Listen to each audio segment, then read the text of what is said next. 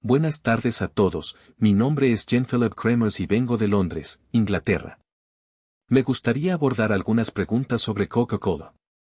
En primer lugar, ¿cómo ve el impacto que la fragilidad de los mercados emergentes y la apreciación del dólar podrían tener en los beneficios de la empresa en los próximos años? Y en segundo lugar, ¿cómo interpretan el hecho de que el 35% de las ganancias de Coca-Cola provengan de márgenes y volúmenes de ventas? ¿Le preocupa esto, teniendo en cuenta la posible subida de los tipos de interés y sus perspectivas sobre la inflación? En cuanto a la fortaleza del dólar, es claro que los resultados en moneda extranjera no se convierten en la misma proporción cuando se traen a nuestra moneda. No tenemos ninguna predicción específica sobre el comportamiento del tipo de cambio. Si estuviéramos convencidos de hacia dónde se dirigen el dólar, el yen o la libra esterlina, podríamos actuar comprando o vendiendo grandes volúmenes de estas monedas. Pero la verdad es que no tenemos idea de qué dirección tomará el dólar. Por lo tanto, no permitimos que las proyecciones del tipo de cambio influyan en nuestras decisiones de inversión en Coca-Cola. En los últimos años, la apreciación del dólar, especialmente frente al yen, que pasó de alrededor de 80 a algo cercano a 140, tuvo un impacto significativo en la conversión de las ganancias de la empresa. Fue un golpe considerable. Pero, de cara al futuro, no tenemos una bola de cristal para predecir qué sucederá con el tipo de cambio. Lo que realmente nos importa es que las economías globales prosperen. Después de todo, el crecimiento del bienestar y la mejora del nivel de vida en todo el mundo benefician directamente a Coca-Cola.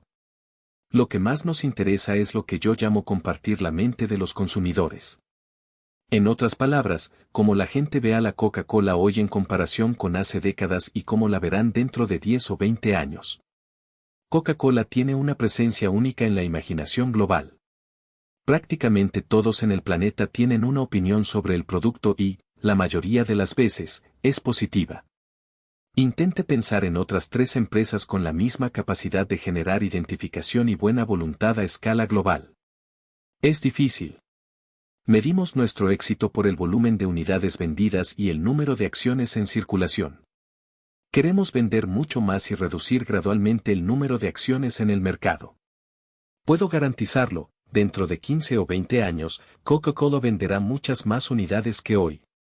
Es cierto que el crecimiento se desaceleró en el segundo semestre del año pasado y continúa haciéndolo en el primer trimestre de este año. Pero cambios como este han ocurrido antes. No veo esto como una señal de advertencia. Puede afectar el precio de las acciones a corto plazo, pero no cambia nuestra visión a largo plazo. Hoy poseemos alrededor del 9% de Coca-Cola. Dentro de una década, probablemente tendremos una participación aún mayor, porque la empresa deberá recomprar parte de sus acciones. En cuanto a los márgenes y múltiplos de Coca-Cola, como los de otras grandes empresas, son altos. Esto no significa que vayan a caer, sino que nuestro entusiasmo por aumentar nuestra participación en estas empresas ha disminuido un poco respecto a épocas en las que estos indicadores eran más bajos. Aún así, estas son exactamente las empresas que queremos tener en nuestra cartera a largo plazo. Creo que en los próximos 10 años hay muchas posibilidades de que compremos más acciones de Coca-Cola, Gillette, American Express u otras empresas excepcionales que ya poseemos. No nos gusta pagar múltiplos elevados, pero eso no significa que se vayan a ajustar. Simplemente significa que, en el pasado, pudimos adquirir más por cada dólar invertido, y esperamos que esta situación se repita en el futuro. Cuando miramos hacia el futuro, no nos quedamos atrapados en las fluctuaciones económicas de corto plazo, los cambios de moneda u otros ruidos del mercado. Lo que importa es la visión de 10, 15 o 20 años. En esto es en lo que nos centramos, ignorando todo el ruido que pueda distorsionar nuestro análisis. Y, en este horizonte, Coca-Cola sigue siendo un negocio excepcional. Es difícil imaginar una gran empresa con un modelo más sólido y resiliente. Por supuesto, hay nuevas empresas que pueden crecer a un ritmo impresionante desde bases más pequeñas, pero entre los gigantes, Coca-Cola es prácticamente imbatible en términos de estabilidad y reconocimiento global.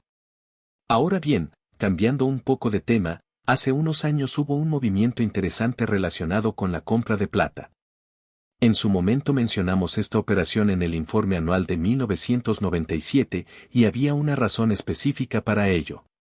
Éramos parte de un grupo que invertía en activos no tradicionales y esta fue una de las posiciones que tomamos de escala relevante. Pensamos que era importante que los accionistas lo supieran, ya que no era algo que esperarían encontrar en nuestros informes habituales. Sin embargo, este año hemos decidido que no revelaremos más detalles sobre inversiones no convencionales a menos que se cumplan dos condiciones. Primero, si el tamaño de la posición alcanza un umbral que los accionistas deben conocer, o segundo, si los reguladores nos exigen que informemos. En el caso de la plata, un organismo regulador indicó que le gustaría ser notificado y así lo hicimos. Pero, al margen de estas situaciones, no pretendemos detallar este tipo de operaciones, así como no detallamos nuestros movimientos en acciones tradicionales más allá de lo obligatorio. Finalmente, en relación con el llamado error del milenio, el año pasado expresamos cierta preocupación por la preparación del gobierno federal para hacer frente a sus posibles impactos.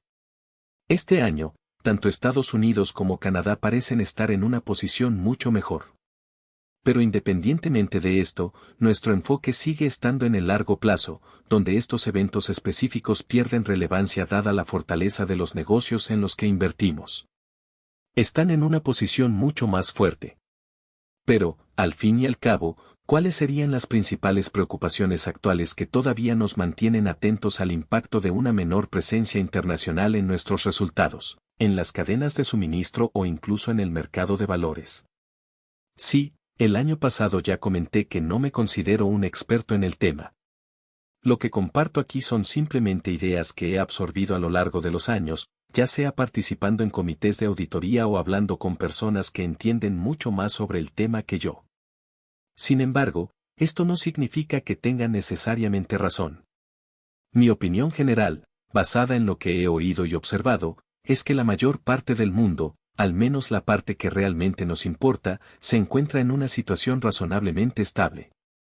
Está claro que se han gastado muchos recursos en mitigar los riesgos y algunas empresas ciertamente han sentido el peso de estas inversiones. Pero en el gran esquema de las cosas, no creo que esto se convierta en un problema sistémico. Podría estar equivocado, pero hoy me preocupo menos que hace un año. Y sinceramente no tengo mucho más que añadir más allá de eso. Ahora, en cuanto a la agitación económica en Japón y su posible impacto en la economía global y el mercado de valores estadounidense durante los próximos 5 a 10 años, no somos expertos en macroeconomía, pero puedo decirles que los desafíos japoneses han sido descontados en los mercados financieros y en el sistema bancario desde hace algún tiempo. No veo ninguna razón por la que deban tener un impacto mayor ahora que en los últimos años. Y hasta donde yo sé, el efecto en Estados Unidos y América Latina ha sido mínimo. De hecho, ni siquiera entra en nuestro análisis cuando decidimos comprar o vender algo mañana por la mañana. Si mañana nos ofrecen un buen trato, siempre que no esté directamente vinculado con Japón, es decir, que su operación principal no esté allí, lo evaluaremos. Pensaremos en las particularidades de este negocio, no en lo que está sucediendo en el escenario global. No intentamos predecir lo que vendrá después. Lo que importa es si, dentro de 10 o 20 años, ese negocio seguirá teniendo valor. Tomemos como ejemplo See's Candies, compramos la empresa en 1972. Mire lo que pasó en 1973 y 1974, crisis petroleras, inflación, recesión, todo eso. Pero para nosotros nada de eso era relevante. Lo que importaba era que ese negocio de chocolate y maní caramelizado era excepcional y que, con el tiempo, podíamos cobrar un poco más por él. La empresa tenía $4 millones en ingresos antes de impuestos cuando la adquirimos. El año pasado obtuvo una ganancia de $62 millones. No queremos perder el tiempo pensando en variables equivocadas cuando invertimos. Esto se aplica tanto a las acciones negociadas en el mercado como a las adquisiciones totales de empresas. Si tenemos convicción en el negocio, los factores externos no nos harán tambalear. Si no lo tenemos, ni siquiera las mejores condiciones macroeconómicas nos salvarán. ¿Charlie? Sí. Lo que hace que el caso de Japón sea fascinante, al menos desde el punto de vista de un ciudadano común, es que es una nación industrializada, con economistas que dominan a Keynes y todas las teorías modernas. Y, sin embargo, cuando entró en una profunda recesión, simplemente no pudo recuperarse. Las tasas de interés se redujeron a casi cero, los déficits fiscales se dispararon y, sin embargo, la economía siguió estancada, año tras año. Esto sorprendió incluso a los mejores analistas. Nadie imaginaba que una economía tan avanzada pudiera permanecer en declive durante tanto tiempo. Creo que el problema está relacionado con el tamaño de la burbuja que se formó, en los precios inmobiliarios y bursátiles, y las distorsiones en las prácticas contables y en el sistema financiero, especialmente en los bancos. Es una lección importante para el mundo, cuando se permite que se acumulen errores en los sistemas regulatorios y contables, y cuando los mercados se llenan de excesos, las consecuencias pueden ser duraderas. Mucha gente se pregunta por qué Japón no puede estimular su economía, incluso con tasas de interés cercanas a cero y déficits gigantescos. Es una paradoja para las teorías keynesianas clásicas. En la década de 1930, Estados Unidos enfrentó algo similar. Las tasas de interés se redujeron drásticamente en la segunda mitad de la década, pero el verdadero impulso para la recuperación puede haber procedido del efecto riqueza, el auge del mercado de valores, que hizo que la gente se sintiera más rica y, por lo tanto, gastara más. Quizás este factor fue más relevante de lo que muchos imaginan.